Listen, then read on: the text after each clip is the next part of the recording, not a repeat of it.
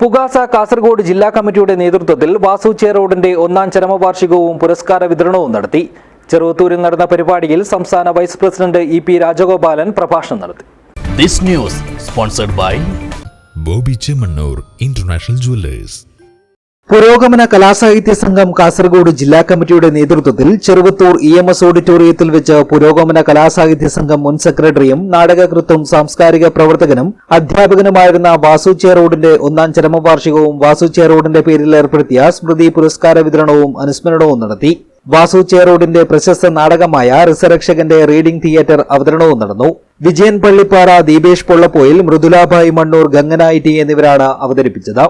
സ്മൃതി പുരസ്കാരം നാടക സംവിധായകനും അഭിനേതാവുമായ വി ശശിക്ക് പുരോഗമന കലാസാഹിത്യ സംഘം സംസ്ഥാന സംഘടനാ സെക്രട്ടറി M.K. മനോഹരൻ സമർപ്പിച്ചു.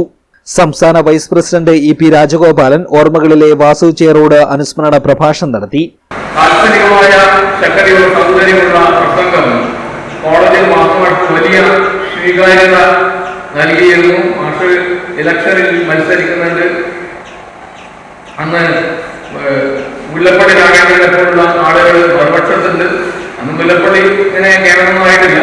എങ്കിലും ഇവർക്ക് ശ്രദ്ധേയമായിട്ട് വിജയമൊക്കെ നേടാൻ വേണ്ടി ആ കോളേജിൽ സാധിക്കുന്നുണ്ട്.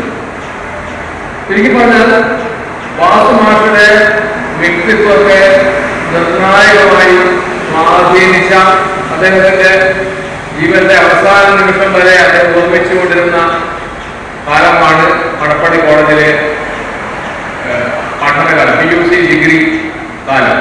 ബ്ലോക്ക് പഞ്ചായത്ത് പ്രസിഡന്റും സംഘാടക സമിതി ചെയർമാനുമായ മാധവൻ മണിയറ അധ്യക്ഷനായി. ജയചന്ദ്രൻ കുട്ടമത്ത് പുരസ്കാര ജേതാവിനെ പരിചയപ്പെടുത്തി.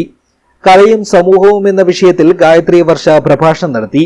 പുരോഗമന കലാസാഹിത്യ സംഘം മുൻ സെക്രട്ടറിമാരായ PV.K. Panayal, advocate P. Appukuttan, പുരോഗമന കലാസാഹിത്യ സംഘം ജില്ലാ president CM Vinayachandran, MP Sreemani തുടങ്ങിയവർ സംസാരിച്ചു. സംഘാടക സമിതി ജനറൽ കൺവീനർ N. രവീന്ദ്രൻ സ്വാഗതവും സംഘാടക സമിതി കൺവീനർ അനീഷ് വെങ്ങാട്ട് നന്ദിയും പറഞ്ഞു. News bureau, Cheruvathur.